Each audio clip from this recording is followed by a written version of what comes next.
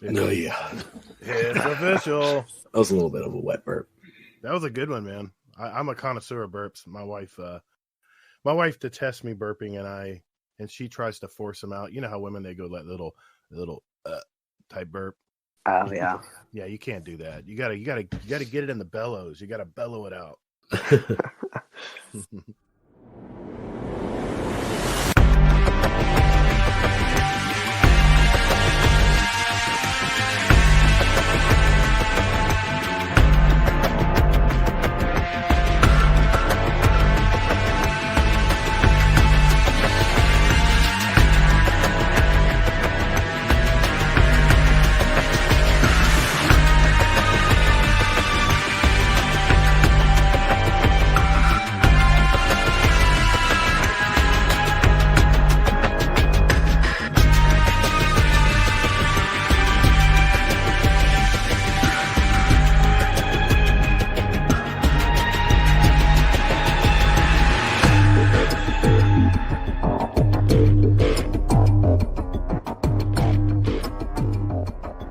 Hey everyone, and thanks for tuning in to episode 41 of the Guardian Hub podcast, where we talk Destiny and our love of the game. We bring on different guests and communities to learn about them, their experiences in Destiny, and other topics. Your hosts are always, as always, our Kingsley, Mac, and Sin.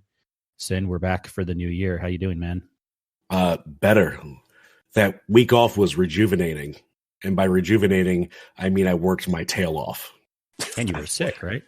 And sick this past week, absolutely. Well, at least I did. Okay, let's do a podcast every night of the week. Hey, I would have still been there. I worked every day of the week, so I might as well have been there for the podcast.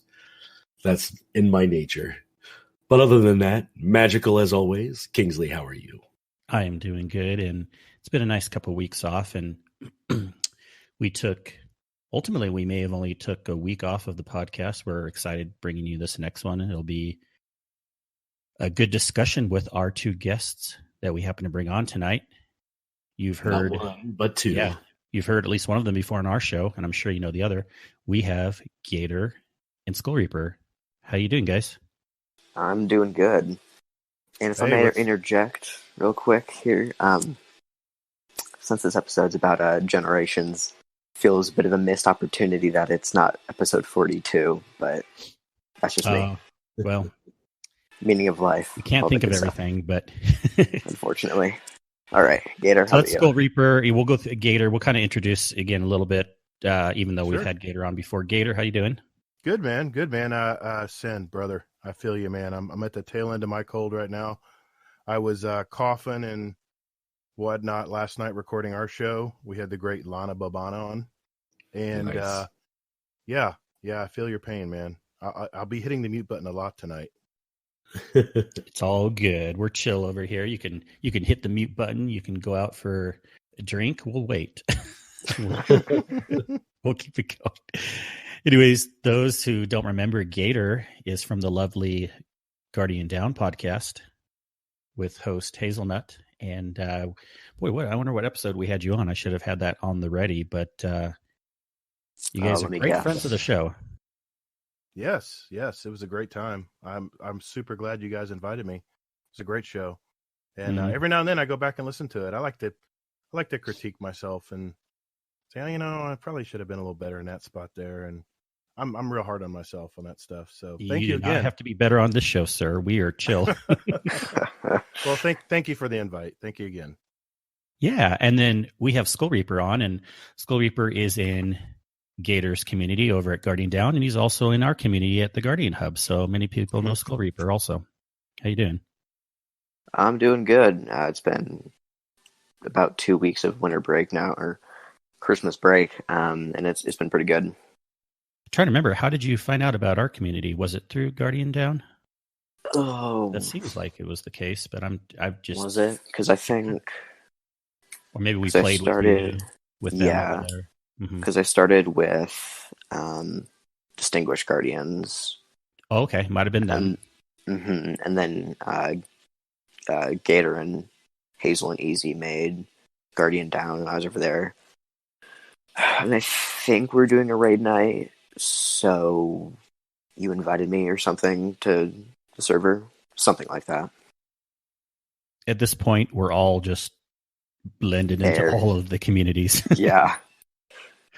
We're all, us Destiny players are all over the place, right? It's like, who's what, where, I'm still waiting for that one giant server family, and everything goes into one server, and then I don't need to have 25 or so in my server list. And Sin is the ruler over them all. No, thank you.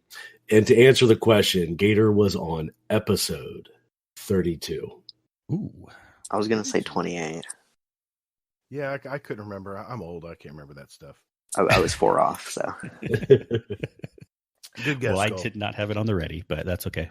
Well, as Skull hinted to, we want to first talk just about what we've been doing in Destiny, but then we have a fun topic this evening on. I wanted to talk about different generations and how we game and what it's like gaming and pluses and minuses and any stigmas. And so I thought it'd be kind of interesting to bring on different age groups into the show and just have a fun little discussion about what that means. But before we do that, GATR, I know I have listened to your recent episode and with 30 and gaming, still gaming, but do you have any, whether you don't have to give a long answer, but what are your personally for you thoughts in Destiny, especially if it's changed within the last week or two? I will always be a fan of Destiny. Let me make that clear. That's why I put that little disclaimer, because we are a Destiny podcast, and I didn't want to sit there and tear Destiny apart because, hey, I mean, I played ever since the beta came out in 2014. So we talk about actually in our show last night we recorded. That'll probably be coming out before your show or at the same time. About the good things that have changed since Destiny 1. That was our topic last night. And there were a lot of things that all three of us could come up with that we really appreciated about Destiny 2 that maybe everybody kind of forgot about. So I've been doing the grind, the battle pass, doing the battle pass. I think, in fact, I was just pulling that up to see what level. I play 2 I love accounts. how you call it the battle pass. I don't play any Fortnite, but I call it battle pass because it seems to be a neat word. It seems to be fits real nicely. Because you're doing battle, and every time you do battle, you're getting XP, and that's probably the biggest thing I really like about Destiny now, is you can do anything. Open a chest, you get XP.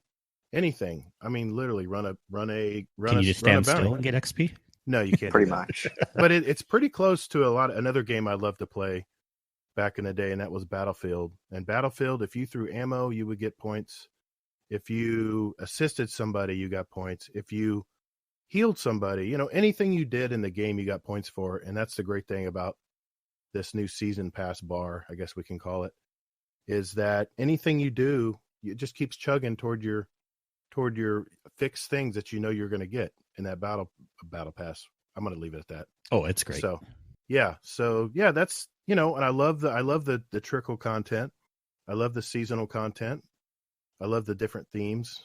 But I won't mumble on forever. But that's basically in a nutshell. I'm very happy about it. I've always loved Destiny.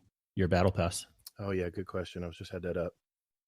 I play 2 accounts. I play mainly on Steam now. I play a little bit on PS4 when my buddies Bytorrid, Jughead, and Warcry, you probably heard him, are playing us. Usually it's during Iron Banner is when I jump on that. So I'm mainly a Steam player now, and I am 92 on my alternate Steam account, and I'm at 87 on my GATR account. Geez, and you have 2 accounts. I mean, I play in 2 places, but I just do 1 account. Well, I jump on every morning. I'm self-employed like yourself, and I jump on in the morning. I grab gunsmith bounties and a couple planetary bounties, and of course those nice dawning bounties now that are double XP. And just run out there and run into a lost sector and get it all done. And then I go to work. And how are you feeling about, have you done any builds yet or found anything fun in the seasonal artifact for this season? I'm starting to turn the corner on that.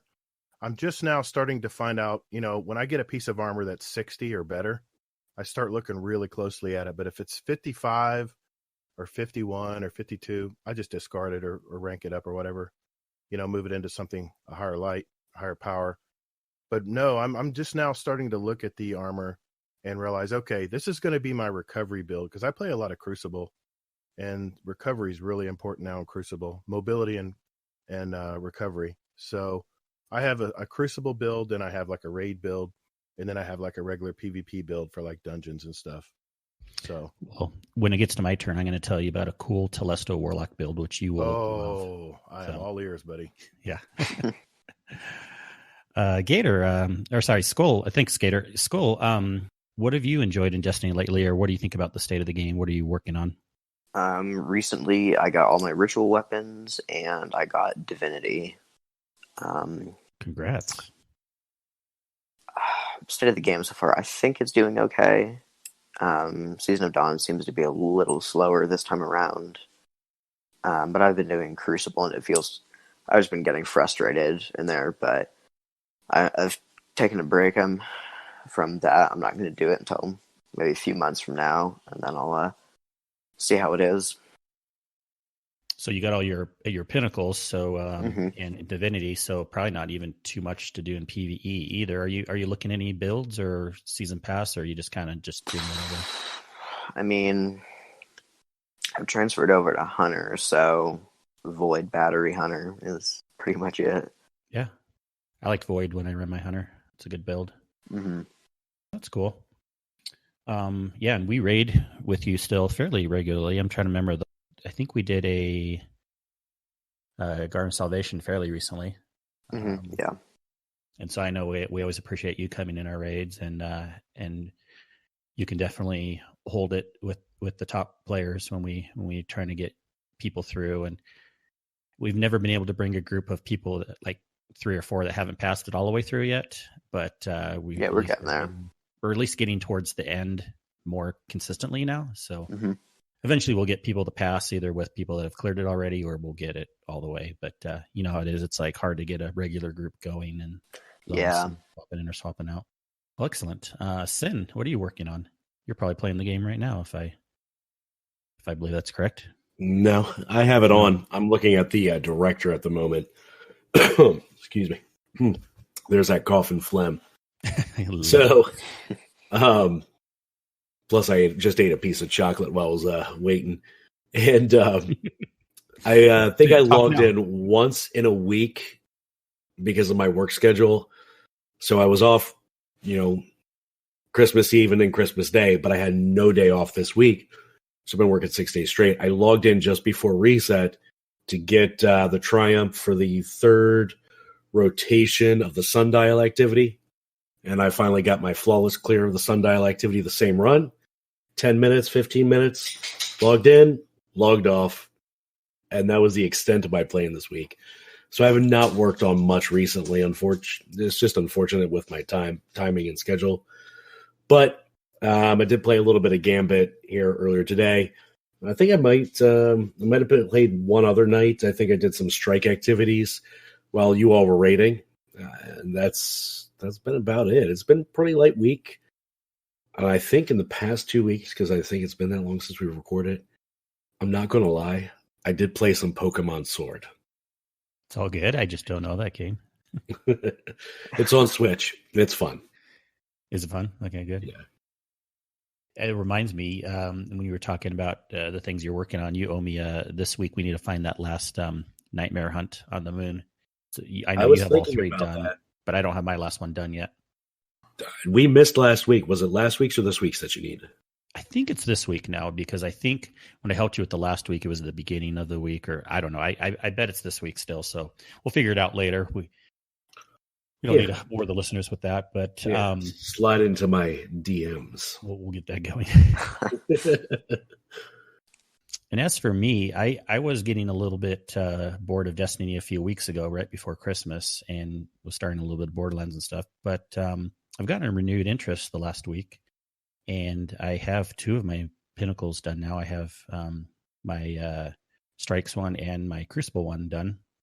Well, technically, the Crucible one will be done at reset, because I have enough points to bring me over the bump, and I just don't want to jinx it. But and then I'll have left the Gambit one to work on, and I just I think I'm going to wait for a double or triple infamy, because I just don't like Gambit. So we'll see. I don't know if one will be coming anytime soon. If not, I guess I'll slowly work on it. Finally got my Wendigo done also because I'd never put a priority towards that anytime until recently. So I got Wendigo done, got all those, and I got my Divinity. I was able to find a cool pickup group on PC that had run it a bunch of times, and it was only my second clear for getting it done. But before we started it, they asked if I had Divinity, and I said no. I'm like, but no big deal. But they were able to get me through it pretty quickly, and which was very appreciative because it's always nice when like 5 of them are very familiar, so it doesn't take long just to run one person through it. And I'm only about level 40 something on my season pass, but I've really been getting interested into builds also, and this is where I wanted to bring up. I found this cool build through shout out to Two Titans and a Hunter. They recommended a video from Houndish, and he has a build for a good exotic build for one for a hunter, one for a titan, and one for a warlock.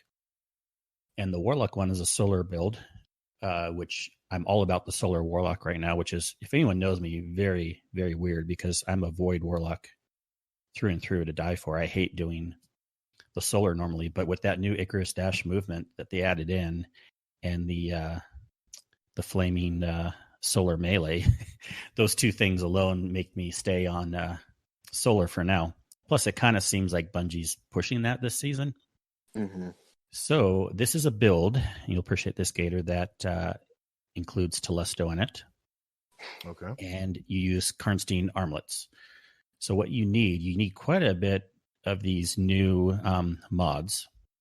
And so I made a list here, but just look up the video through Houndish. It'll be easy too. But you need Quick Charge, and you get that from the E to Z obelisk, and that can only be added to the Arc Dawn helmet. So you need one of those new Season of Dawn helmets, and it has to be Arc. Mm-hmm. And then you need Heavy Handed, and that can be found from the Tangled Shore obelisk, and you need an Arc Dawn chest piece for that. Okay.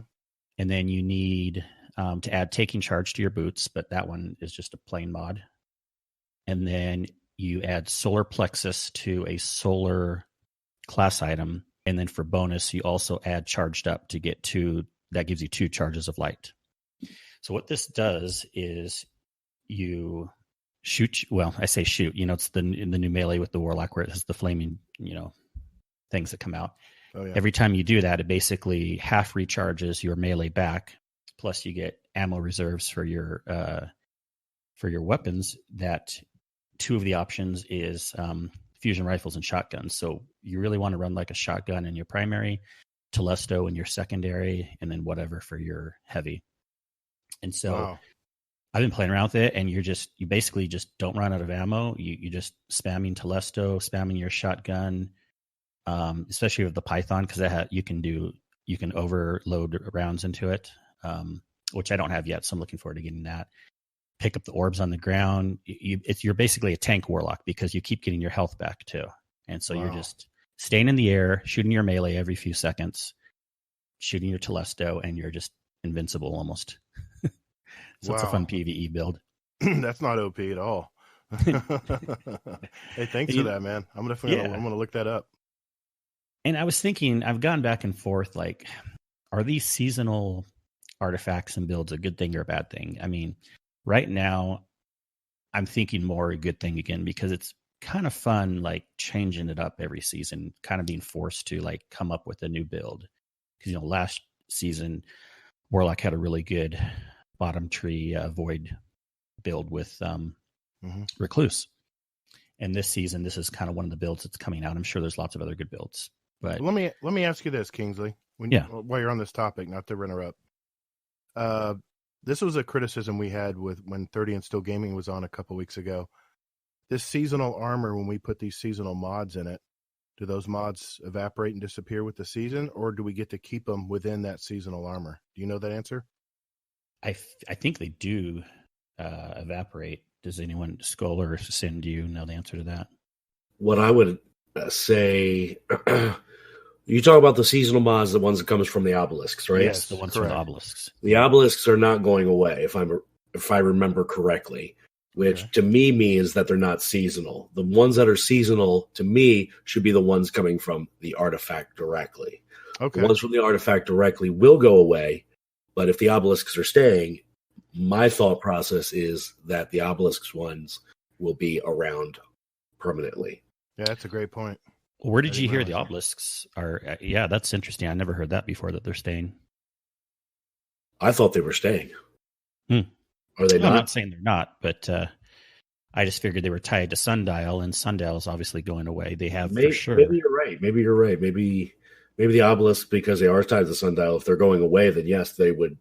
Then I would imagine they would evaporate as well. Well, let's think back. Nonetheless. Let's think back. What disappeared from last season of Undying? Just the stuff on the moon, right? The Vex invasions. Yep. And the artifact in those mods. Well, yeah, and that's what Sin mentioned. But I'm curious was there anything else that stayed put? I'm trying to remember now. See, I go through the stuff so quickly. I am not married to any build, so I really stopped caring about putting mods on them because one, it was too much effort to try to figure out what to put on there, and I was going through the content so quickly that I didn't really need it anyway.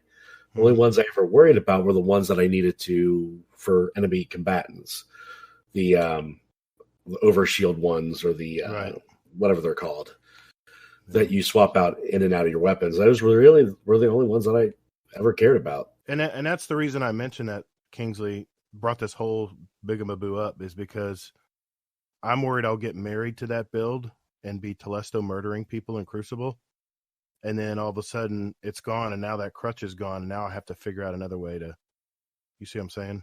Oh, I do. And I felt like at the beginning of the season, it was kind of annoying starting over and having to rebuild. It's like, it's fun. Maybe when you're halfway in or a month into the season, you're actually able to do all the things if you hit it hard, and then you can have fun with it for two months. And then it's potentially fun again with the next season because you know something new is going to come, but then it's super annoying at the beginning because maybe you loved that and you have to wait to build it up again. Yeah. They've said they might bring some things back, but when are they going to do that? I mean, they don't want to bring it back too quickly because people will just think they're recycling too quickly. I think when they said that, they were referring to some of the exotics. That maybe if you didn't have the Battle Pass Premium or the Season Pass, and you didn't get that weapon unlocked, that they would bring it. That's the way I remember hearing, is they were going to bring it back at a later time, but they wouldn't tell us when. Well, the ones that they've had to bring back are the obvious, like in the artifact, they've had to always have like anti-barrier and unstoppable and overload, because those are just built into the game in the raid and in the Nightfalls. Right. That's kind of like that first row. I'm looking at it right now. And then the second row is kind of like some of those enhanced, but they're a little bit different. Maybe each season they kind of like focus on certain weapons. And then the next three rows kind of tend to look like they're like the very specific things to the season. I don't know. Right now, I'm just basically to answer the question, tell you how I feel. I'm a little more positive on it than I was before. But yeah, about 2 weeks ago, I was getting kind of frustrated with Destiny and bored, and like, I mean, the activities, as we know, are already done. Unless you're raiding or like PvP, there's nothing to do in the game, really, if you've hit it hard. And so it's really just building up your season pass or looking for builds. But I've been doing that lately, and that's why I've been having fun. Well, wouldn't it be nice if you could put this build together, not part of the artifact mods, but part of these obelisk mods, and then just throw it and put it away in your vault. And when something comes up where you want to use that, you have it already downloaded. You can have it even automatically preloaded, ready to just one click on DIM. It would be nice if that's the case. I hope Sin's right. Sorry, I will take you on a tangent if you let me. This is great. I love these discussions.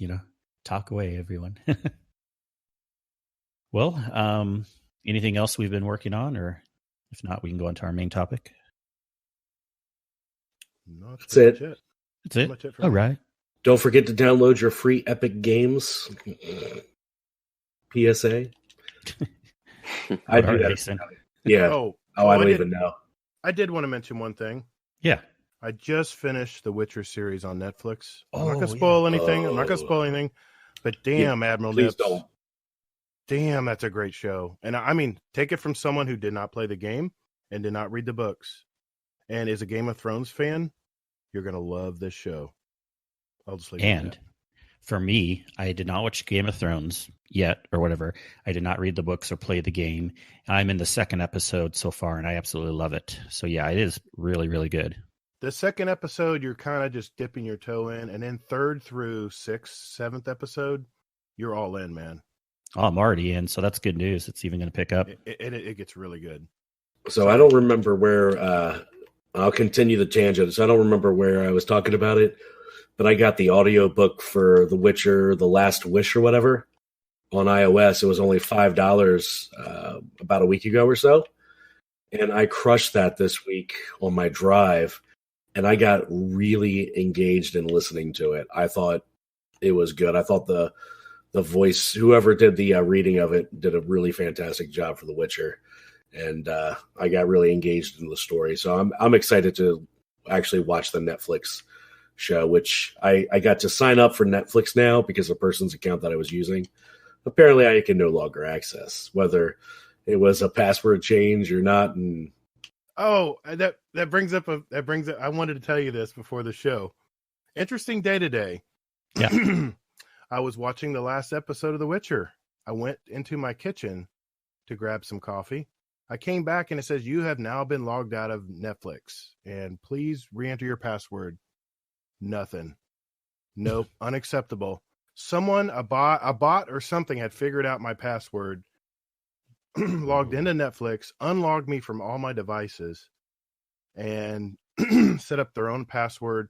I even had where they could send me a text for a code, and that didn't work. Said that's invalid. Sorry.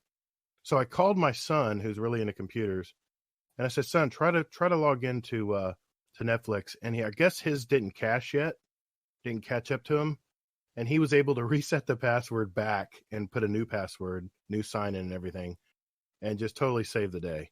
Well, But that's how my whole half morning went. This whole half morning, I've been going through all of my accounts and giving them all distinctive passwords. It's just crazy. Oh, damn. Yeah. That was my Saturday, half of it anyway. That happens. Yeah. I have to help people with that all the time with my job of just, it's not even necessarily that people always get hacked, but it's like a bot somehow eventually figures out your password and then they can get in and then you just got to go through that hassle of fixing everything. It is scary that there's bots out there just crunching and figuring out. That's basically brute forcing. It is. It's scary. It's a long time. But it does the job usually they find out your password from another one if you've ever reused it. So Tip 1, never reuse passwords. Tip 2, make them long. Tip 3, do 2-factor authentication. That's what I do. I do now. I did want to say a couple other things on the Witcher topic really quick. What was it? But now I see a bunch of people are starting to play the game, and I'm really tempted to play the game Witcher 3, so I might be doing that soon.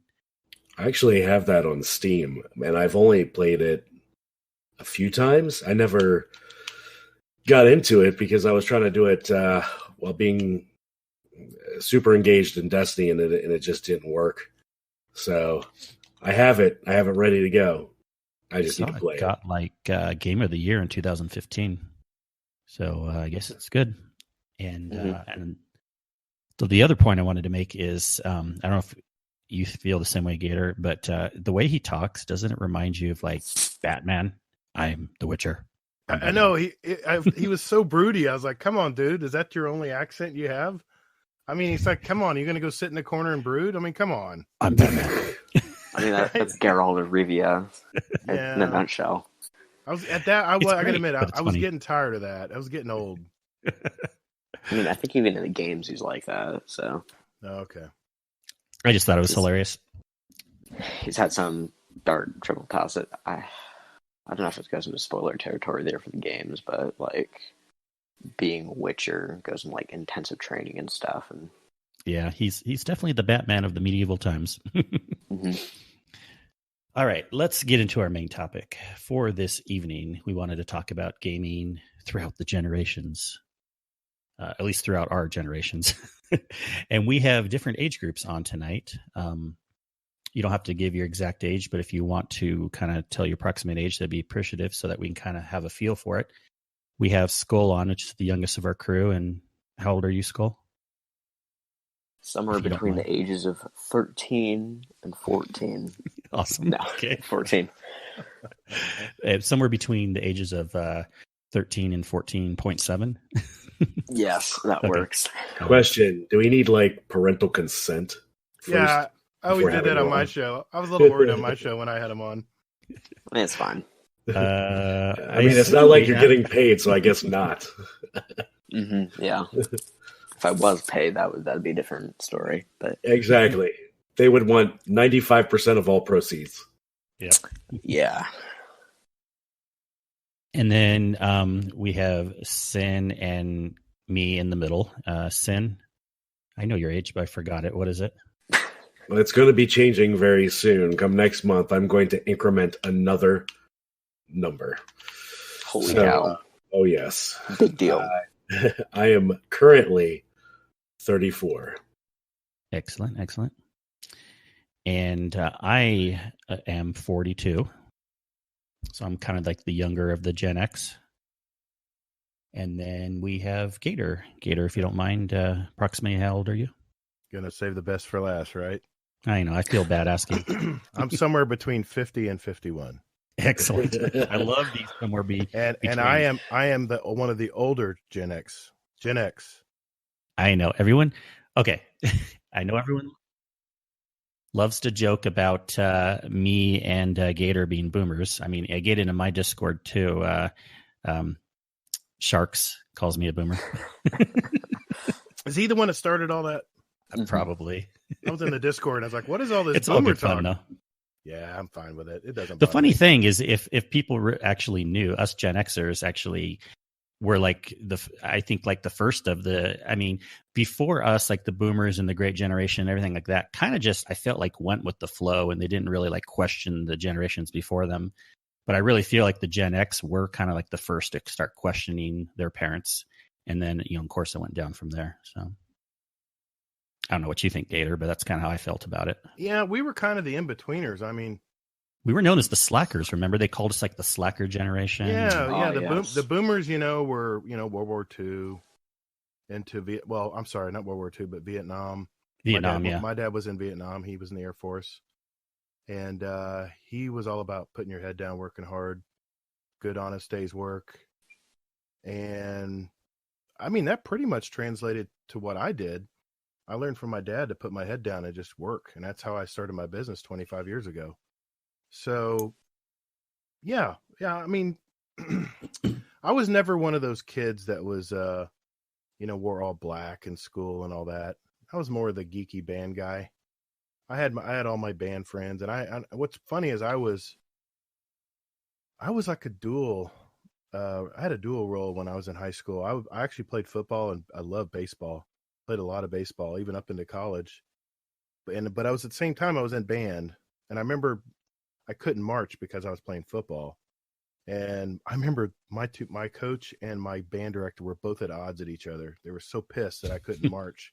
And he was so, how coaches are like, band, give me a break, the band.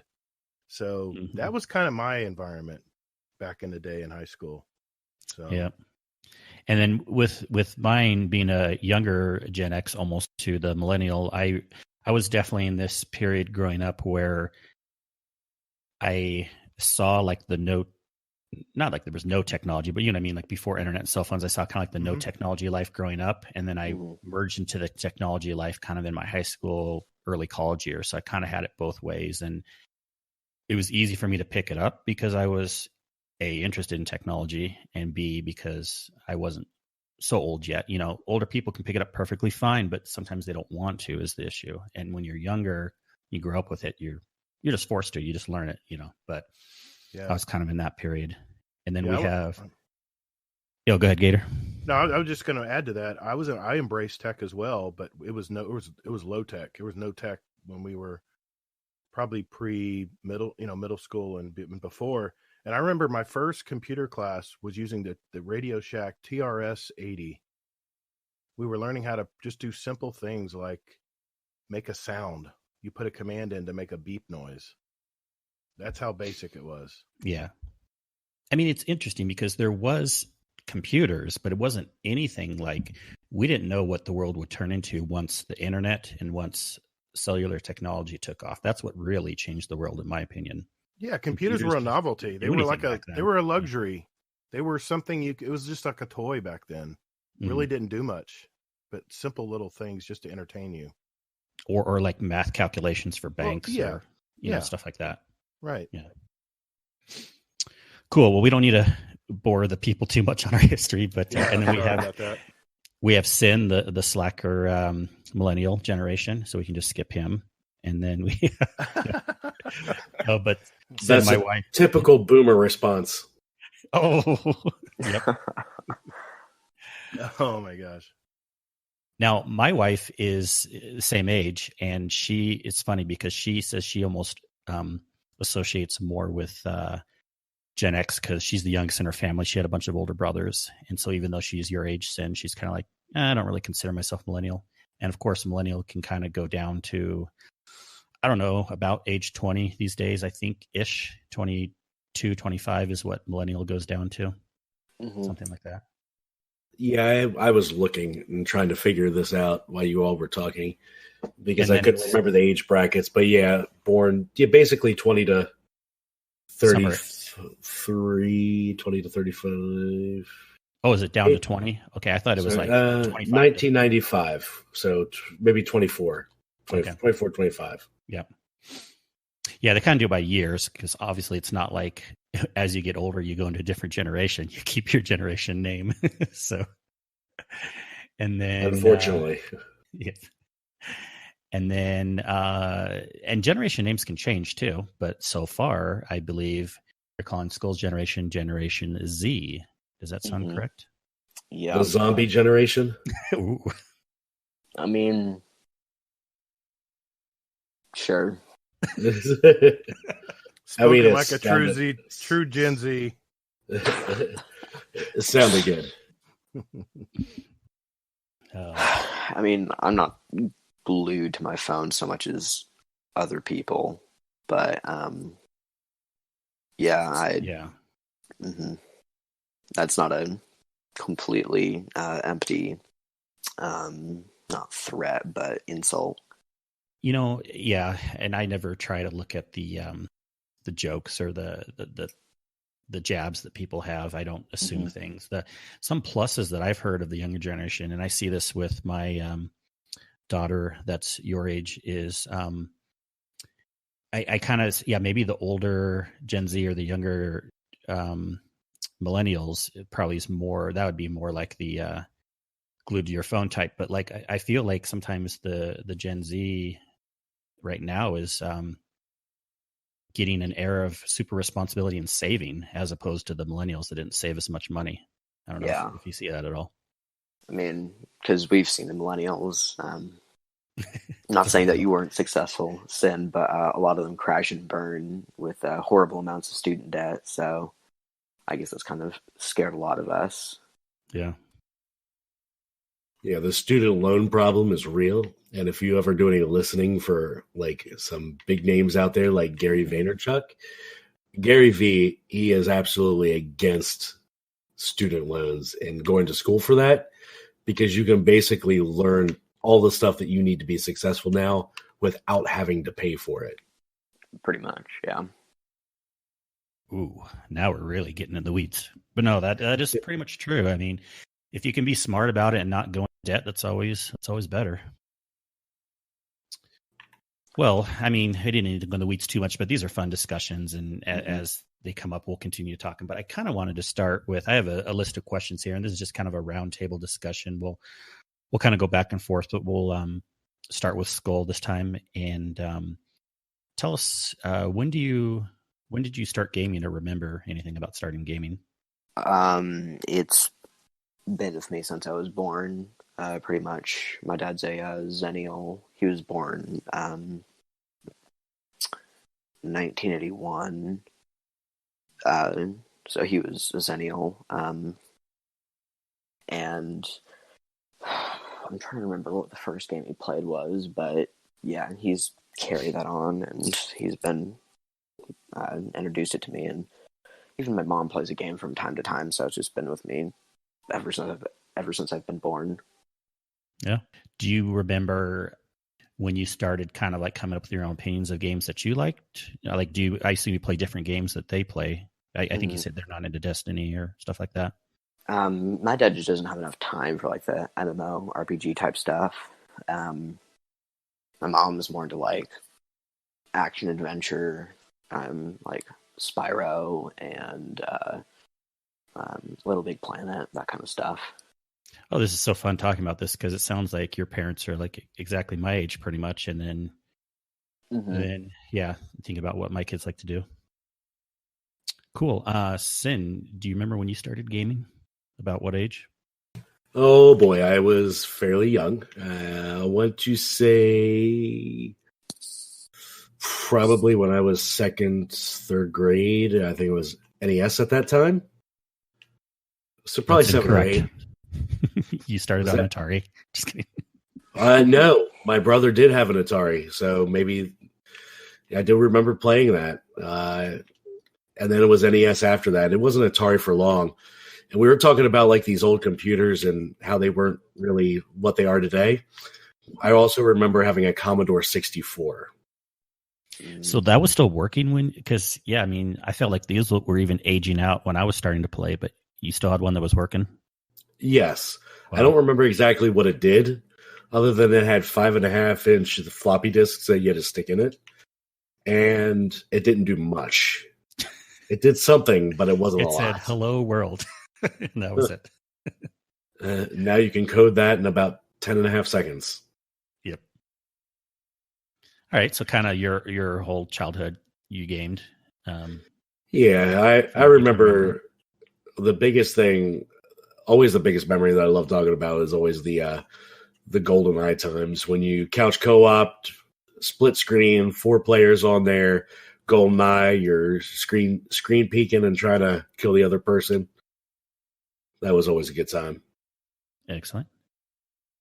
All right. And then for me, I also kind of remember my whole life doing some type of gaming. When I was really young, it was probably just either arcades, because not tons of people had systems, but I do remember my dad bringing in some systems when I was maybe as young as 6 or 8. He brought in ColecoVision, and then I started running into some friends that had Ataris and playing that, and then moving on to, I don't know how old, but what I considered my first system was NES, and I got it probably for Christmas or a birthday sometime shortly after it came out, and then just went through there. So I kind of started gaming at an early age also. Also, the joke about Zennials in my age group is we were the ones that are very well known for, I'm sure all age groups did this, but we're well known for the Oregon Trail generation playing that game when it first came out in school, right? On the Apple IIes or whatever. I remember that. Did you have Spellevator? That sounds familiar. What was that? It was like a typing game, and you had like computer class. You'd go in, and it was a typing game. They also had Oregon Trail, but Spellevator is you like to type, and I don't know, it was like spelling elevator game. I don't really know how else to describe it because that was it. Did the letters go up and down or something? I honestly don't remember. I just remember the name. I'll say yes. I am old and burnt out, so you got to forgive me. You're the burnt out one, huh?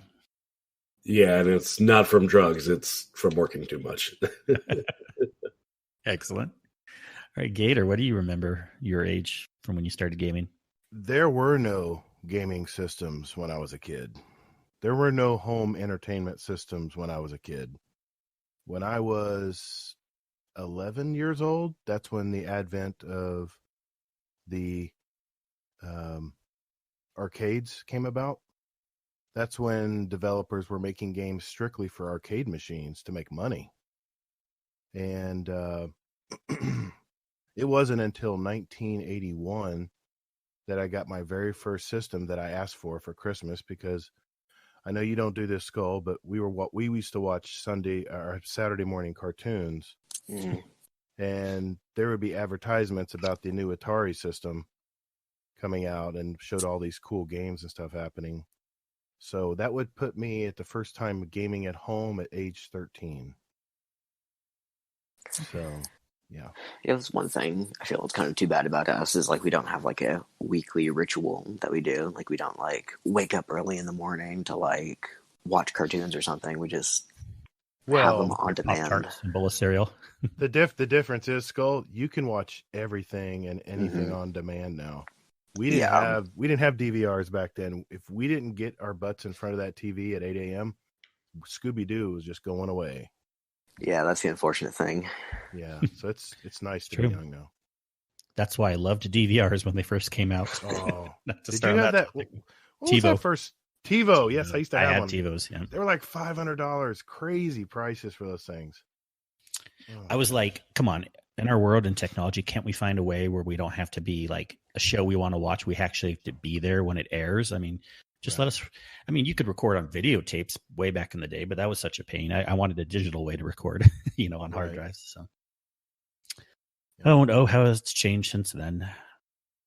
Yeah, think of how much I've seen over the last 25 to 30 years. There's a funny video everyone should look up on the Ellen show about her having like a younger millennial or Generation Z person try to look up a number in an old school phone book and then use a rotary phone. And the person just didn't know what to do all along the whole chain. Isn't it you have to like, you start at 0 and then you move it up to the number and then you let it go. That's how you have to do it, right? But the funniest, a lot of people can figure that out. But the funniest thing, though, that she did was she kept the, what do you call it, the headset or the earpiece, what you talk into. Mm-hmm. She kept it on the thing the whole time she was dialing. You got to pick it up first. Oh my gosh!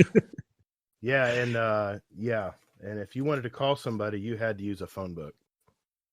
The best door stop around. So yeah, I think that's the thing the older generations get onto us for is like those idiots who aren't mindful of older technology.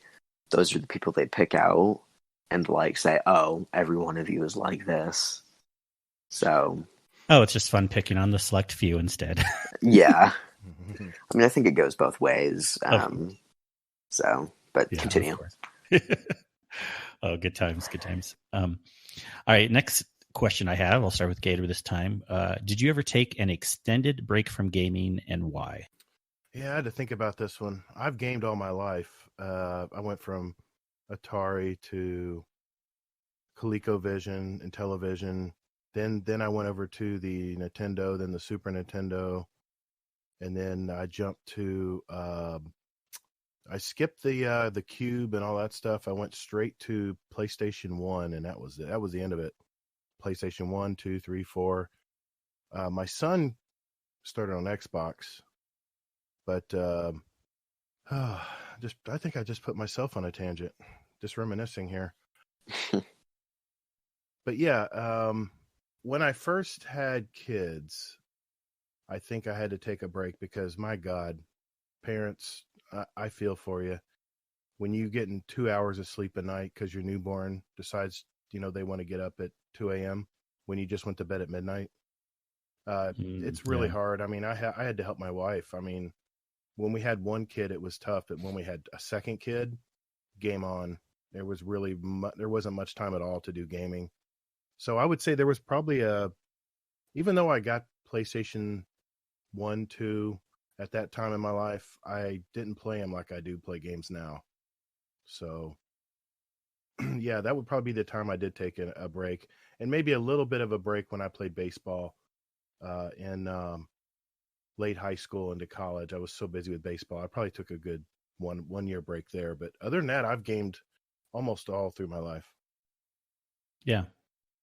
I'm pretty much similar too. I feel like the last couple of years of high school, I wasn't opposed to gaming, but there was just so many things going on that I just didn't do it too much. It's kind of like my generation growing up. It's like, ooh, why would you want to play Nintendo with the kiddies in junior high? You know what I mean? Kind of like we were in high school and that was too good for us now. And there wasn't like phone games or anything like that back then. So I seem to remember taking a break then.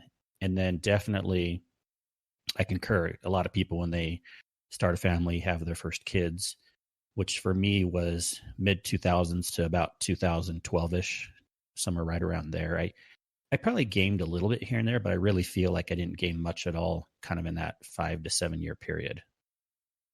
And then as my kids got a little bit older, it was easier to start slowly picking that up again. And then about 5 years ago was really when it super picked back up again, a couple years before I first got Destiny. And then, of course, from Destiny on also.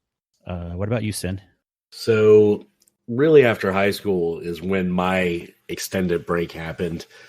I always had a console, and I did a little bit in PC gaming, and I had spurts, I would say. I think right around when my first kiddo was born, I was playing Skyrim pretty healthily on PS3 at the time. And PS3 was really my first jump back into console gaming for quite some time, years rather. I never had a PS1, Xbox, PS2, anything like that. I kind of got away from the console gaming aspect. But PS3 I got and jumped into that. I played some Diablo 3 on PC or on my laptop because my laptop could run it. And then it's really been over the past 2 years. How long have I been playing Destiny now? 3 years. I got a little bit more heavy into gaming as a kind of as my pastime or recreational drug of choice. Yes. So yeah, I probably took, I don't know, however long that was, 5-ish years that I wasn't heavily gaming. Okay. And then Skull, it might be a different answer for you, but has there been any even like months at a time where you haven't gamed? Months at a time where I haven't gamed? I don't think there has been. Especially with phone games, if we are counting that, right? I mean, it's hard for people to give that answer with games everywhere. Yeah, I mean, I have phone games, but like if you count Solitaire as a phone game, not really. True, yeah.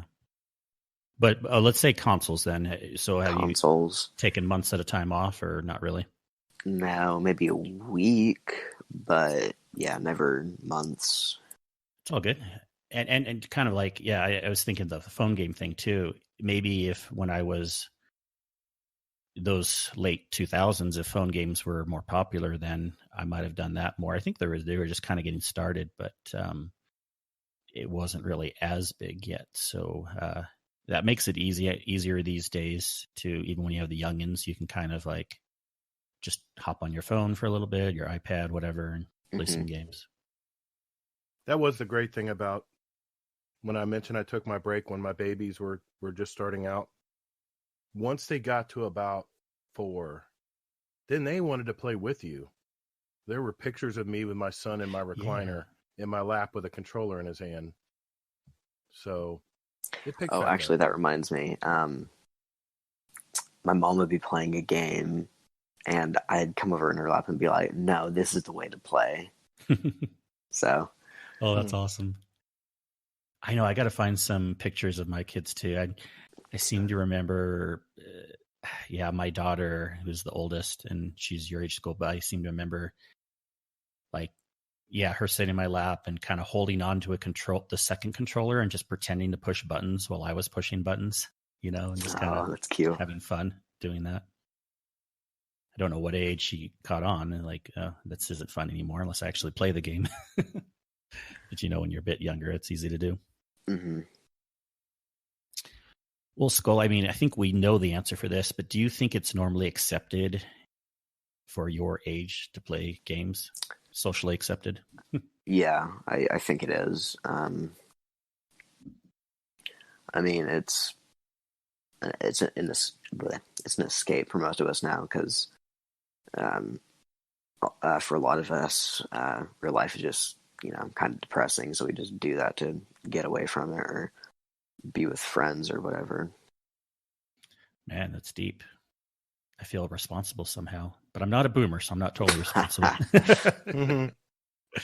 Oh man, I mean, it's true. I think for all of us, and we can get into that a little bit. But what about you, Sin? Do you think it's socially acceptable for your age group to play video games? I would like to say yes, but as a lot of people, unfortunately, I'm kind of in that bracket where everybody I know now has jobs, their families, and responsibilities. I think I personally know a lot of people, even in I would say immediate social circle, that still play, probably not as much as me. So I would like to say yes, but I think it's not as prevalent as I once would have imagined. And for you guys, Gator and Kingsley, I'm going to guess it was, because it's like, oh man, that guy's got the NES or whatever. Because I remember my dad like telling me something like that, but that might have just been him.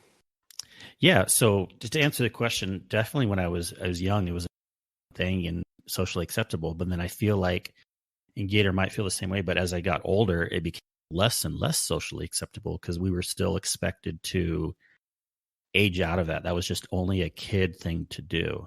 Mm-hmm. And even today, where it's more socially acceptable, still people from my age, there's this stigma like it's okay to play games on your phone, but you play an MMO on a console, you're just wasting time. Hallelujah. Yet the same, I know, right? And I'll let you talk about this, Gator, but then the same people that are our age will binge TV shows for hours and hours and hours, right? Mm-hmm. And I'm like, at least I'm thinking about doing stuff and builds and actively like trying to pay attention. At least I'm thinking. Well, at least I'm just not. At least it's a little more interactive than yeah. I'm not like doing calculus, but like at least it's a little more interactive than just drilling in front of a TV. So, yeah, I mean, you could do the thing where I have 3 monitors and I multitask the crap out of all of them. But you could always go to 6. You could have a TV up on one screen, PC up on another, PS4 on another, a book on another. I mean, you could really absorb some content. So you multitask way too much. I do. I mean, I'm putzing around in the game right now, not going to lie. Just like doing piddly stuff that I don't have to pay attention to, just so I don't have to lose focus on what's going on in the podcast. Speaking of, does anyone want to farm your Rat King Catalyst out? I mean, I think I have mine. Or do I? Maybe I don't. We'll talk about that later. But yeah, I'd be down. Now, that's what's no, I don't have it. I don't have what's it. the exotic grenade launcher? Fighting Line. No, Fighting Line. Mm-hmm. That one. That's the catalyst that I've been working on. Oh yeah. Ooh. Me too. I need to be the Whisper on my Hunter so I can get the heroic version. Mm-hmm. Nice. Gator, you were agreeing with what I was saying. What else do you want to add to that? I am one rare bird, let me tell you. I have a handful of friends that are, I'm not going to call them out, but they're close to my age. And we actually used to have a website called Adult Gaming Alliance, the AGA, where we probably had upwards of 500 guys our age, or varying ages from probably the mid-30s up. We had some guys from England and here in the U.S. that were much older than us, like 10 years older than us. And it was awesome. We all got together and played, and it was a lot of fun. But I will not even post anything from any gaming at all on Facebook because all my high school friends would just laugh at me. It is not considered cool to be a gamer at my age. And I try to buck that every day. And I try to tell myself, hell with them. This is what I like to do. And going back to your hallelujah moment, my wife, she's 5 years younger than me. So she is considered, she's really in the heart of Gen X territory. And she will, at first, she understands it a little bit more now, but she used to roll her eyes when I did a raid. But then she would go right back to reading a book for 5 hours. So we'd have this argument a lot. We go, hey, listen, I play games when I get home from work to wind down, not think about, the job I got to do tomorrow or I'm fired. All the weight of the world that gets on you when you have to make a living. Gaming was my outlet. It was my way to escape. Mm-hmm. And my wife would come in and roll her eyes and say, were you doing this again? I'm like, well, wait a minute now. What do you do to wind down after work when you come home from work and teaching? And she used to be a 911 operator too. I said, what did you do to de-stress? She came home and she read. And now she's a big time. This is why I was calling Hallelujah. She's a big time Bejeweled player on the phone. And we'll be watching a show, quote, together. I'll be paying attention to the show, no phone in my hand. And she will be next to me playing Bejeweled while she's watching the show. Oh, that's my wife too. So come on. What are we talking about here? You know? That is great. So when I'm sorry, I didn't mean to blurt over this next Bejeweled thing. I didn't mean to blurt over you, Kingsley, but God, were you preaching to the choir, man? Oh, I agree. Yeah. So my mom is a big Bejeweled player. Mm-hmm. And, yeah. Well, I don't get it, but I've played it a couple times, but not to that level. and I played Tetris, and I grew up with those games. I love those puzzle games, but she's really good at it. And I'll admit, those puzzle games like that are really good brain food. They really do expand your brain, and I think they make you sharper. But I'd rather be sharper with my hand-eye coordination coming from sports than I would brain power as far as puzzle games. She's a teacher, so she's more into puzzles and word games, and I'm more into actual shooting or something that I have to react to or follow a dot on a screen and being able to pull the trigger in time to be accurate enough to hit something. So I tell a lot of my friends this. I said, you know what? We're going to be the first official senior citizen gaming community. Think about it. I mean, there's some senior citizens, they make fun of them on YouTube all the time. These 65-year-olds and 80-year-olds playing video games. And there's a streamer out there that actually is 80 years old that plays Fortnite. He plays all these games, and he's not half bad. That reminds me. Skyrim Grandma. You remember her? Or no, I've heard of her? This is a man, and I'm God, I haven't seen him in a while, but he streams on Twitch. He's now a full partner.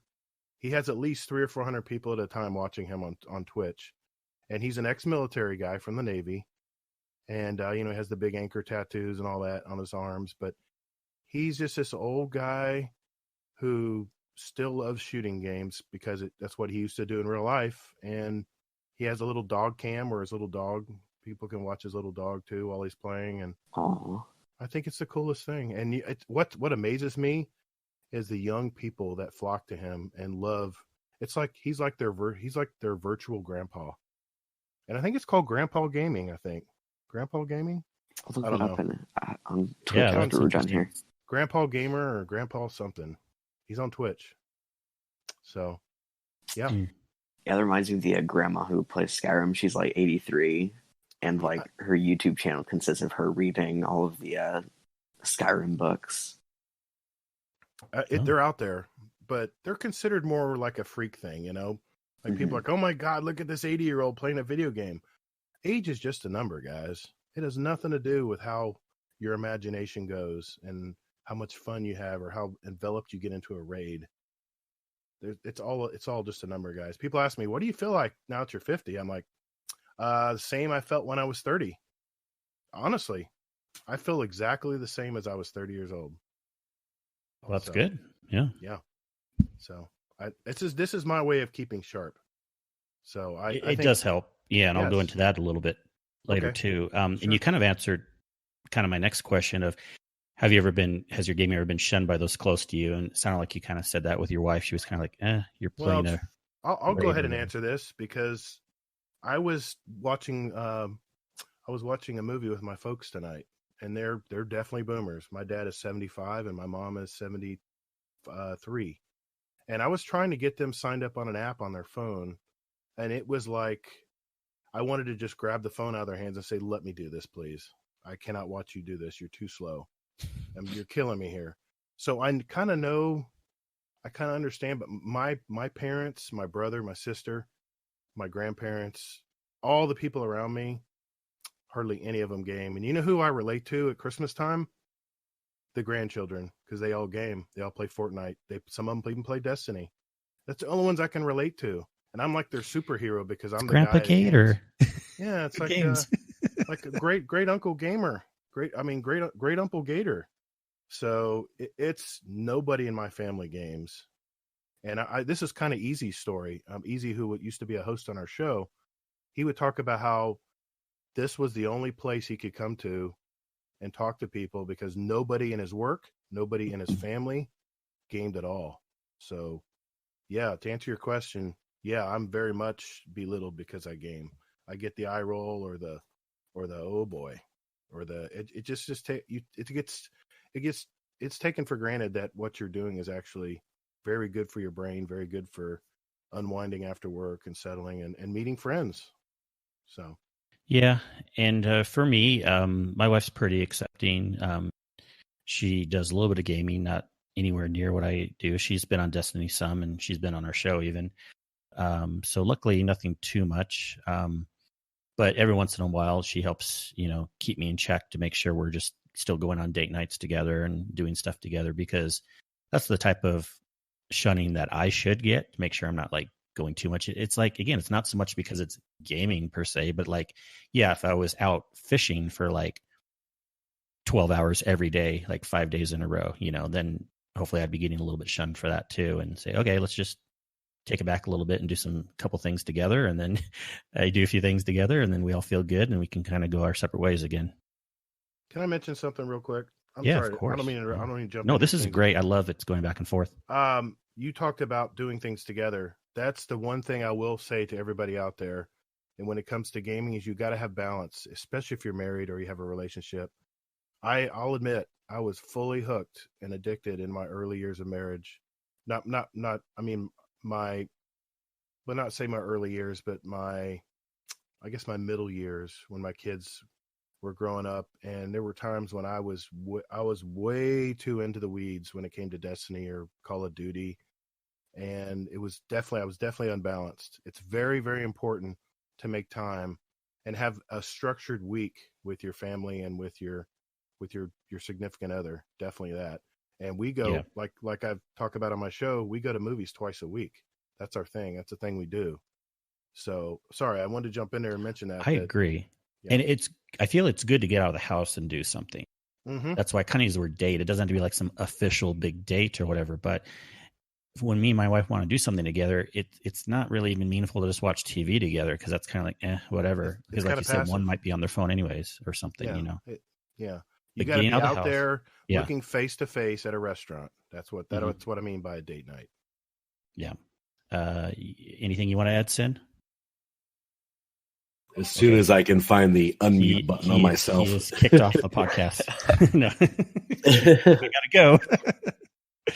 No, I'm leaning back, like my eyes hurt from being awake for so long. I'm sorry. No problem. No, I'm just leaning back. But yeah, I would agree. My wife and I have failed at this. We don't spend a lot of time away from the kids, especially when I'm off. And I've been working so much, and I am usually up before the kids get up. And this week she's been off because she's been a teacher. So I'm up and gone before she even gets up and the kids get up. And then when I come home, they're already in bed. Now, this week, because she doesn't have to get up early, she's been up a few times. But yeah, I've just been so late. And this week I've been sick. I haven't felt much like doing anything. But yeah, I mean, it is important. You need to, I love my kids, but definitely need to have some time away from them and just have some time out away from the house, so doing other things. I tried to, I mentioned earlier, content. I try to absorb other content as well outside of gaming, whether it's movies or TV shows. And, you mentioned that, if we're watching TV, one of us might be on our phone or both of us. But, we find that still it's nice because we're still, sitting together, spending time together, even though we may not necessarily both be watching the show at the same time, or might be playing on our phones in between something. But typically we're engaged in the show regardless, even if we check our phones, and it's time that we get to spend together. Hey, yeah, whatever works. It's about communicating too, right? Yeah, absolutely.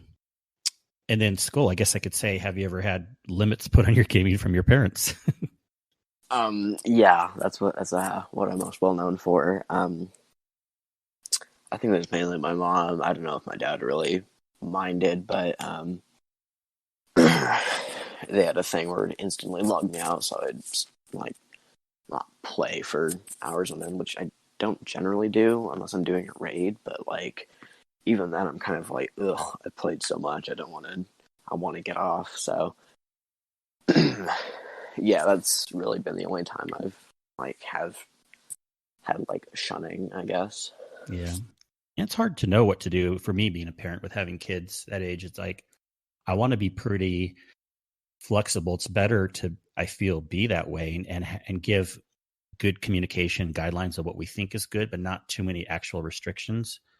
And luckily, my son who lives with me, I feel like he doesn't actually game that much. Also, he's kind of like more just, of course, on YouTube and stuff like that, which is fine. But I just don't know where to draw the line. And that could be a whole other discussion for another day. But yeah, it's got to be interesting.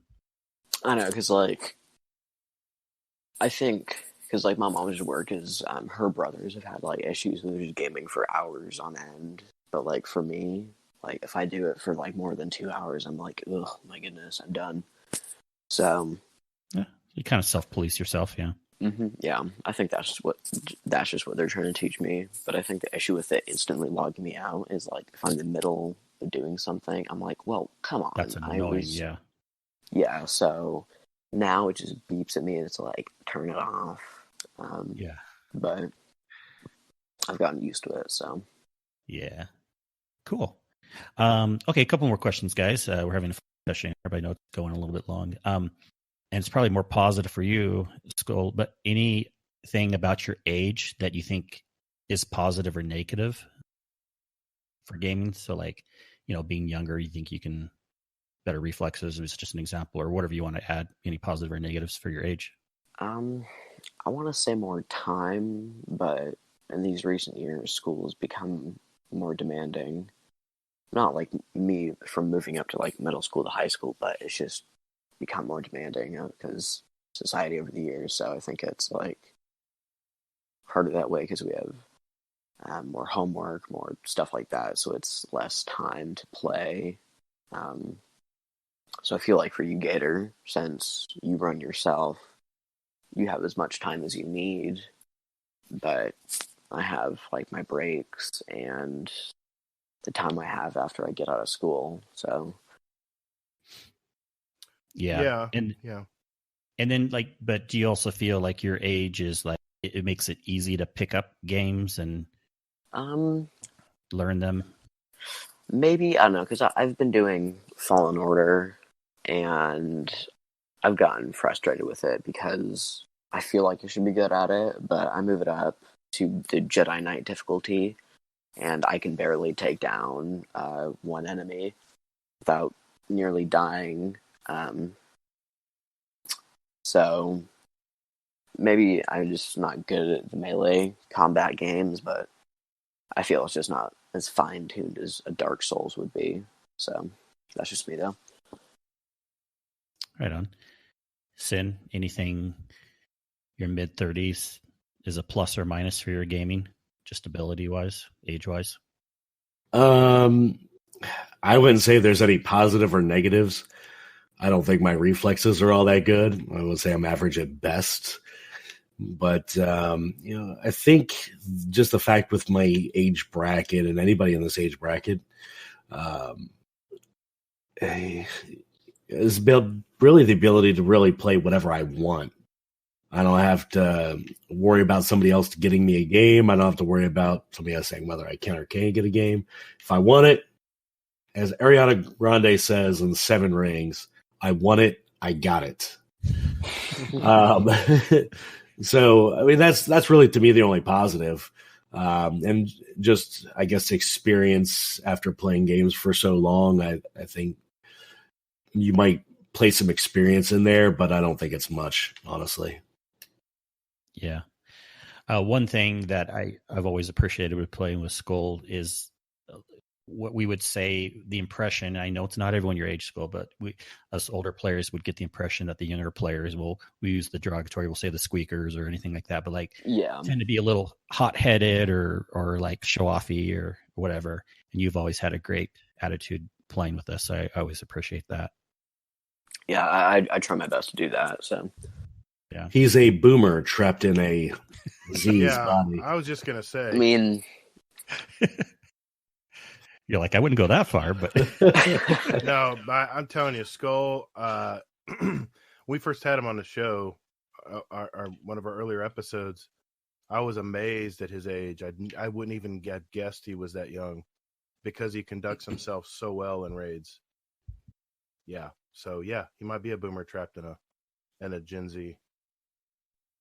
Excellent. Yeah, maybe it's a little is my taste, I think. Yeah, very eclectic taste. You're eclectic and well-rounded. Yeah. I That's would a say you're a reflection on your fine parents. bottle of rum. Yeah. That's All a right. reflection on your parents, by the way. That's a good thing. Yes. Cool. And then, for me, I never want to try to use it as an excuse, but I have been noticing a little bit finger dexterity, negative for my age, getting just a little, like 5% slower over the years. Kind of like, not like I have arthritis or anything, but things do happen when you get older, where your fingers get a little less nimble, a little less flexible, quick doing things. So I kind of joke that's why I got my Astro controller with the bumpers on the back, because I think it's good for any age to have better controllers, but it's kind of nice to have those extra things. And sometimes I remember a little bit less these days, maybe just because I hold it different, but like a year ago I started noticing like even a few of my knuckles getting kind of sore after playing long sessions in Destiny. And then another thing where I really noticed, there is something about your dexterity going down when you get older is I started playing the old original Mario Brothers 1, 2, and 3 games because I have that on the Nintendo Switch subscription. And I could pump through those games like almost like speed runs and without dying and everything when I was a kid. And I felt like going into it now, my brain still knew what to do, but my hands couldn't move fast enough to do it. Yeah. So something's happening there, but I do feel like at the same aspect, the positives are like what Sin says, like I want a game, I just get it. I'm at a point in my life where I'm okay dropping down $30 here, $30 there without having to like hem and haw about it. I'm not going to be spending hundreds of dollars all the time, but it is nice to kind of just do that. And also age is a pro too, as far as like having a level-headed discussion with others, even people in any age group, 30s, 40s, whatever, higher. The hotheads might come into a raid or a PvP or something and start causing a fuss or whatever, and I either just try to ignore it or try to be a peacemaker or try to just talk about something else. And I feel like that's a little bit my personality anyways, but also I think having that age kind of definitely adds experience of like just knowing when to like ignore them or move on or just talk about something else. Again, back to the speaker thing, I think I was lucky because my voice deepened up real like a lot these past few months. So I'm Nice. like, I can pass myself off as a lot older than I seem. So that's just a quick note. That helps. GATR, what do you think? Let me be the beacon of hope for you guys, because Okay. I'm looking back in my gaming history, and I was a big Call of Duty guy. I mean, I've played Call of Duty for 10 or 12 years, and I'm looking at my current situation in gaming, and I'll tell you why this is the fact, but I'm playing the best Crucible of my life. I've improved tenfold from when I first played Call of Duty. When my son first told me to play Modern Warfare, and I literally stood in the middle of the map and couldn't even get my gun to aim in the right direction. I was looking up in the air, looking at my feet. I couldn't get that equal balance, and I would just get murdered. Ooh, I can only imagine how your son felt. And he was like, "Dad, have patience. You can do this. You can do this." I think I had like a 0.3 KD that first year of Call of Duty. And then I slowly started getting better.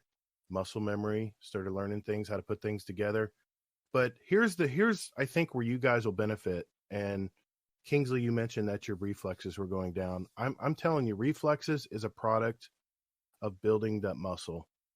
And the one thing I have now that my kids are grown up, and in college, is I have a lot of extra time now. I'm not raising kids like a lot of you guys are.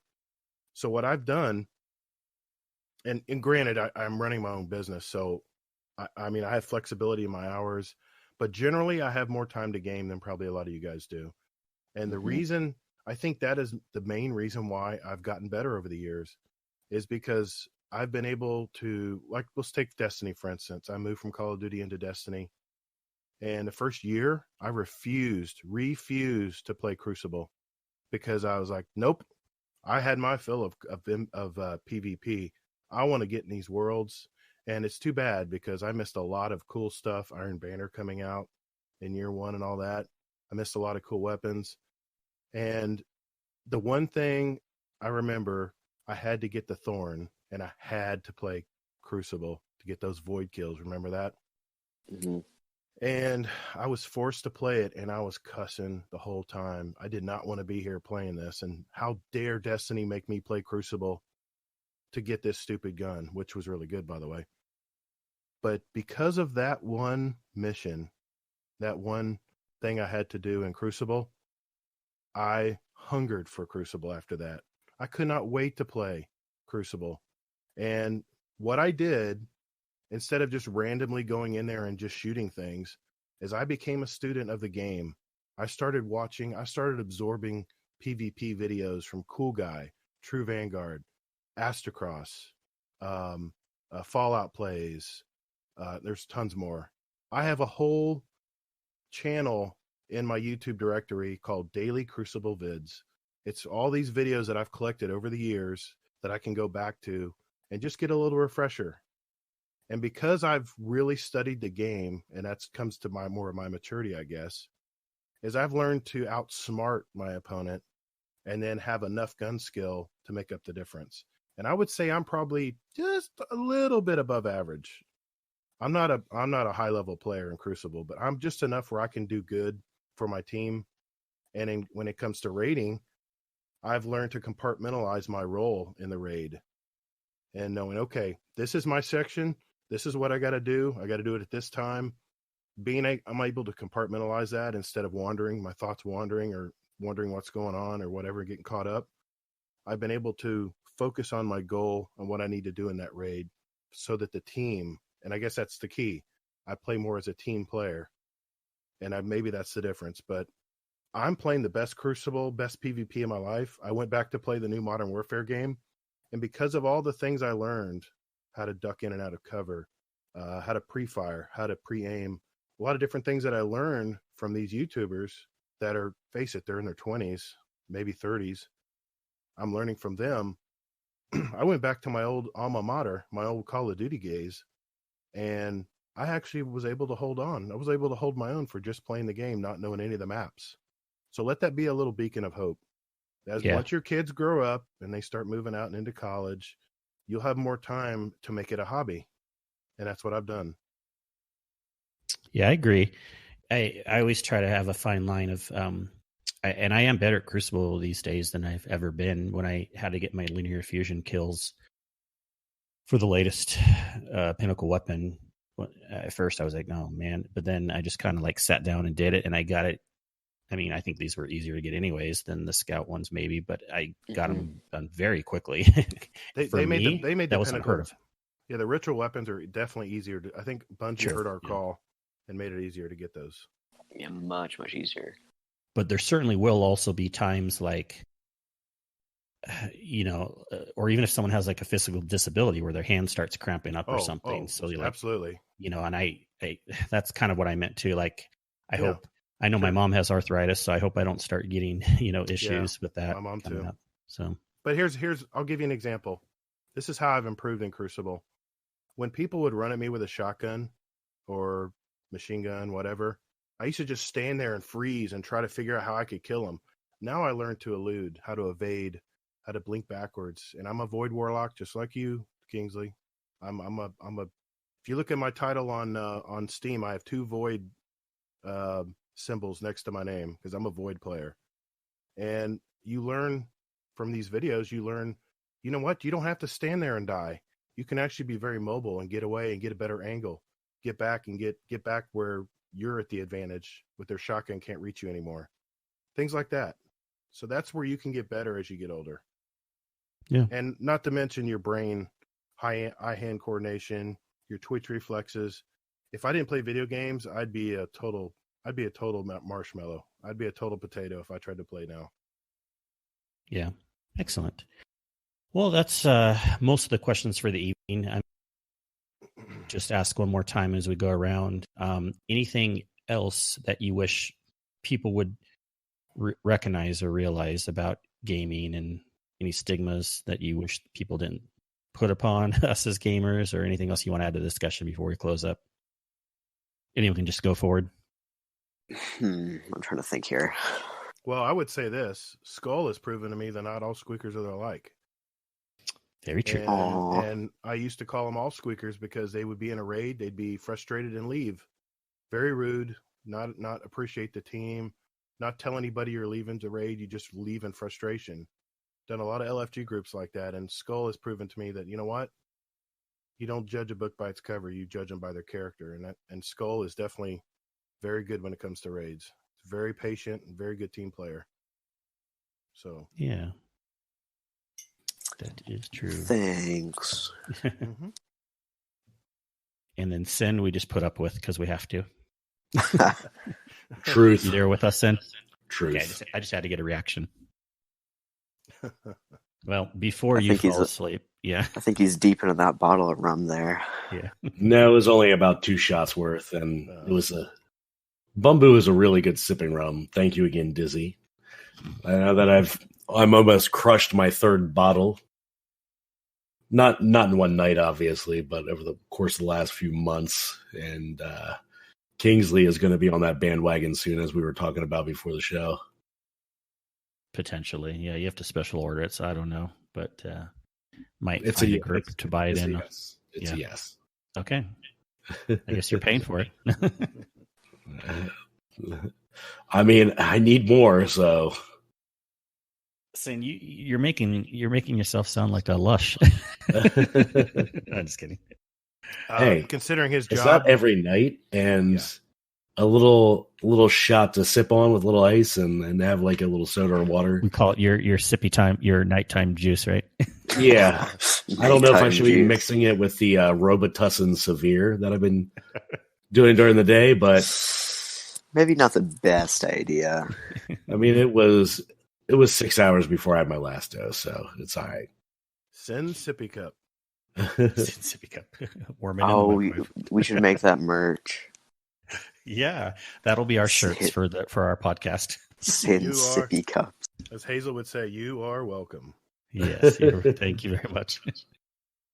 Oh man, everyone, this has been a great discussion. We really appreciate having you on GATR, having you on Skull, and I don't know, the idea just kind of came to me, and I'm like, oh, I know some people that are slightly younger and slightly older and near my age and around my age, and I just kind of wanted to... you had an epiphany. Yeah, get everyone's opinion on this, and hopefully it was a good discussion, and everyone listening to this isn't too bored. It was eye-opening. Yep, eye-opening to say the least. I'm just pissed off I didn't think of it first. Oh. What a great idea. We'll sell the idea to you, and then you can syndicate it on too. Sounds good. Yeah. I mean, I need to... Kingsley's got his own business. GATR's got his own business. So I need my own business. So yeah, let's... I'll sell them. I'll sell the merch and sell previously used ideas. The cool. usual rates, I'll be moral support. Yeah. Yep, that works. The usual rates, guys, as usual? Yeah. Yes, that Excellent. works. Yeah. Okay. Well, I wasn't sure if we want to keep our dessert question going, Sin. It might be fun to change it up to something else. Plus, did we already ask GATR? I believe we did when he came on. Yeah, but I have another one. Okay. I'm going to open it up some. You don't have to do dessert, Skull, and I might narrow it down to something else, but for now, just do whatever you guys want. So go ahead, GATR. My second favorite dessert, we go to Carrabba's, and there's some other restaurants that do this too, but there is an apple crisp that they cook in a frying pan, a little mini one, and they put a big dollop of ice cream on top of it, and then they put a drizzle of caramel, like a little moat, around the outside of the pan. Don't know what exactly they call it, some kind of apple crisp dessert, but man, is that so good. You got to try it. Next time you're in a restaurant, look for it. Okay. We had a Carrabba's, so I'll have to try that. Yeah. Skull, any type of food or dessert that comes to mind that you really like, you want to tell us about? Ooh, cheesecake. I went to Cheesecake Factory the day after Christmas. That was so good. Ooh, and what kind did you? I think was it Godiva? If I remember. Yeah, it was the Godiva stuff. Oh, that is a good one. Good. Yeah, they have so many to choose from. Of course. I mean, it probably lowered my life expectancy, but it was worth it. Oh, you're still young. You'll be all right. As long as you don't have that all the time, you'll be okay. Oh man, but those are good. Yeah, it's to die for. That sounds good. I need to get back to Cheesecake Factory. We have a couple around every once in a while. I just consider because you can go in and they have a little to go order section on the side. You can pick them up and okay, I should bring some home for me and the wife. But it's been a while. Yeah, because I got a mac and cheese burger. Oh yeah, they have really good. Which I want to bring this up real quick. Have you had those Brussels sprouts with bacon and a little bit of maple? I have not. It may sound weird, but this is becoming a very popular dish, especially for Thanksgiving and Christmas meals. But just a lot of restaurants are doing it, and I know how to make it really good. And Brussels sprouts will taste good if they're chopped up with bacon and maple syrup in them. So I mean, I like my bacon with maple syrup, so that isn't too bad. Yeah. So they're good. Well, great. Good discussion. Great discussion about food, and we'll kind of wrap it up there. I personally think that was the highlight, but that's just me. That was the highlight, and we're going to have more. I mean, obviously, the main point of the podcast is just Destiny, but I've considered having every once in a while just more. We kind of did it at Christmas, miscellaneous episodes of food or whatever. We could talk about other stuff. But we don't have any iTunes reviews this week, so we'll move on from there. As always, if anyone's listening to this podcast, we appreciate reviews because it helps us get found. So if you would like to leave a review in iTunes and rate us wherever you feel, and if you write any comments, we'll read it on the air and be much appreciated. Plug. Sorry. Yeah, it is a shameless plug, but we do a lot of do that in the podcast land. Shamelessness. Yeah. And if anyone listening has any recommendations for people that they want on the show, please let us know. You can also let us know by just our contact info, which we'll give in a minute, or joining our Discord. But before we go there, I would like to run away. Wait, I don't know that one. You usually know your thing, Sin. Say that again. Away. It's a song. I know it now. I just didn't Depeche Mode. I'm getting a weird echo these last couple of minutes. So something happened.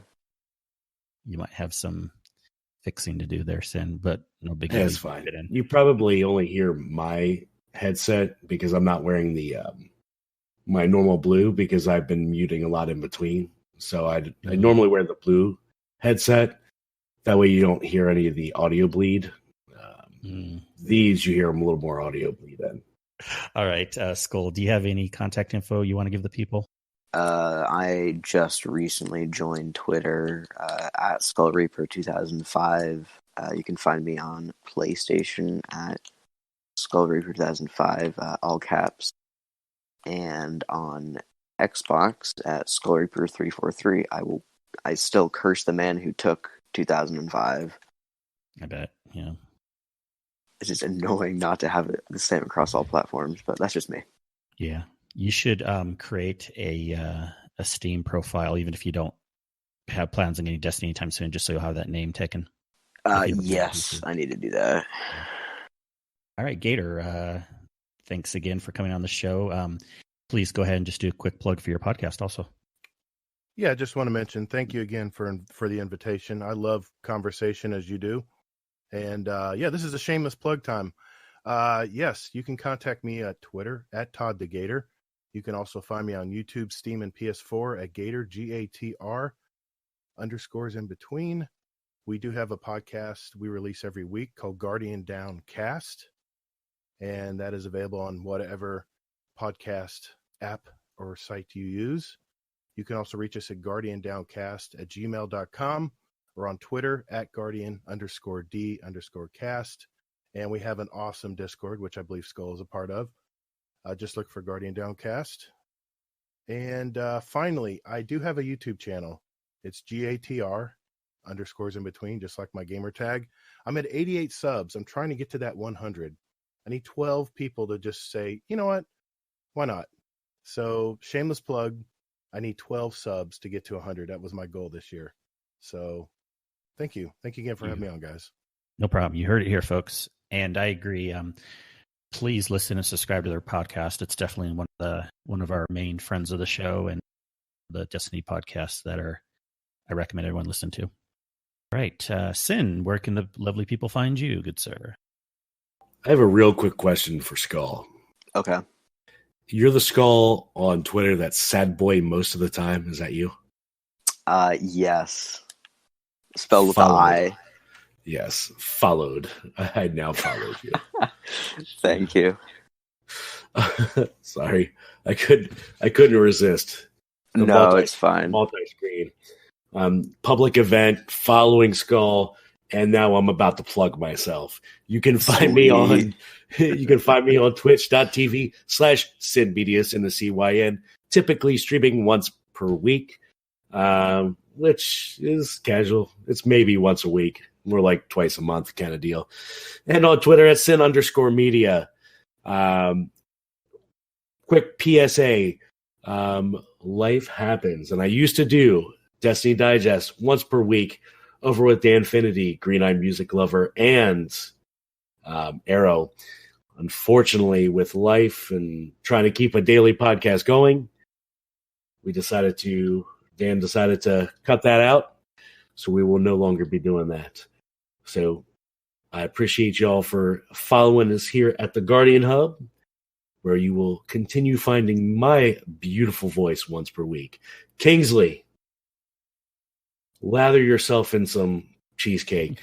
Take us out.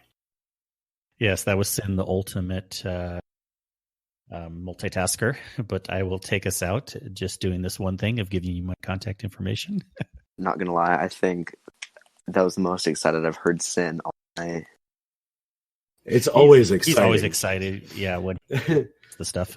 I feel like it's some Jack Sparrow kind of saying, be like, I'm always happy at the end, or I'm always excited at the end. Yeah, something like that. Or something to that effect. It just seems more magical that way. It does. And you can find me at sinmedia.com. No, I don't know. That is a thing. It's just not actually page to be built.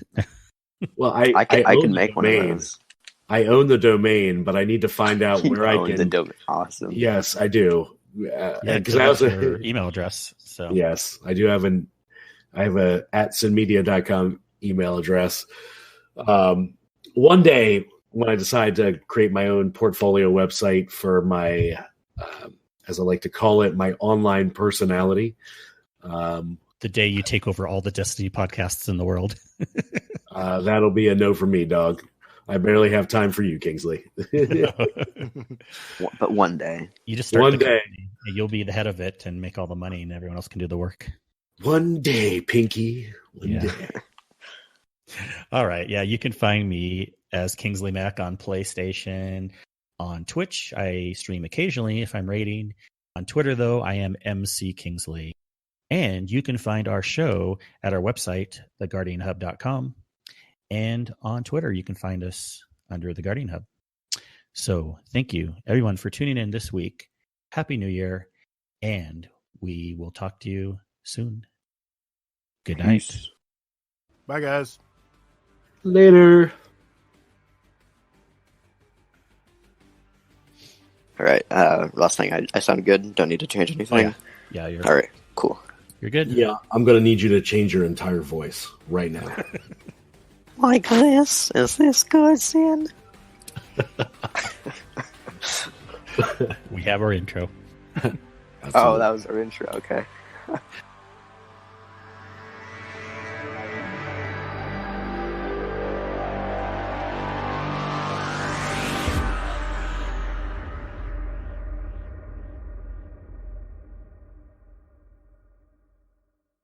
And the clicking, if that's yours, Sen, is getting louder too. Oh, sorry, that's mine. That one is not that's me. yours. Okay. That's Skull this time. It's all good. See, we just love having a fun, casual time here. We're not going to worry about if it's edited perfectly or whatever. I appreciate Sen has a lot of work he has to go through doing. So whatever he edits or doesn't edit. It won't be tonight. It'll be tomorrow. But you need to get this out within the next 20 minutes. Little do the people know whenever it comes out, they can just pretend we recorded it 20 minutes before that. So we're good.